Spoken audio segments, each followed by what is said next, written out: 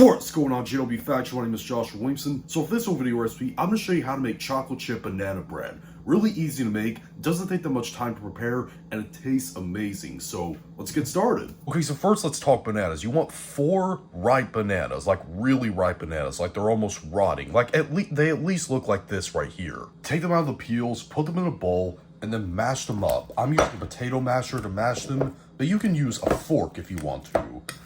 But what you want to do is mash them up until they turn almost like a chunky puree. It doesn't need to be particularly smooth, but just mash them up where they're easier to mix in with your bread batter.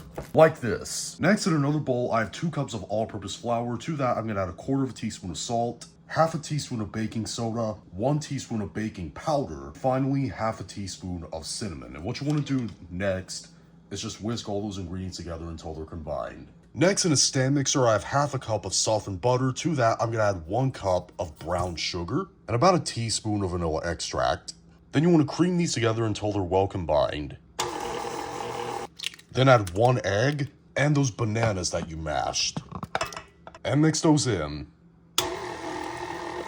Then take the stand mixer bowl off, and then we're going to add that flour mixer that we made before. And finally, 1 cup of semi-sweet chocolate chips.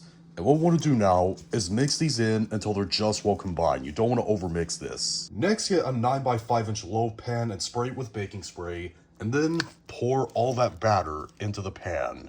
And this is optional, but I'm going to sprinkle some more semi-sweet chocolate chips on top, just to make them stand out more.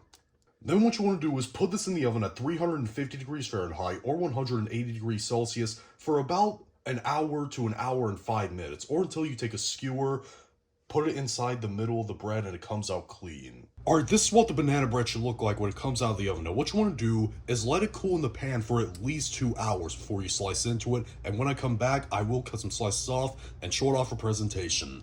Alright, our chocolate chip banana bread is done. Like I said, it was really easy to make, didn't take that much time to prepare, aside from the baking and cooling process, but it tastes amazing. This is one of my favorite things I've ever made. It's really, really moist, and those chocolate chips really take it to the next level. Now, you could actually add some chopped nuts, like walnuts or pecans, to this if you want to. You can replace the chocolate chips or add 1 cup of those chopped nuts to it along with the chocolate chips. But this is the way I like it, and I really hope you try it out. But if you do, leave in the comment section down below and tell me what you thought, whether you liked it or you hate it. If you liked it, you thumb up, hates you thumb it down, and be sure to subscribe and become a member of the JLB Faction on a journey to 10,000 subscribers. See you later.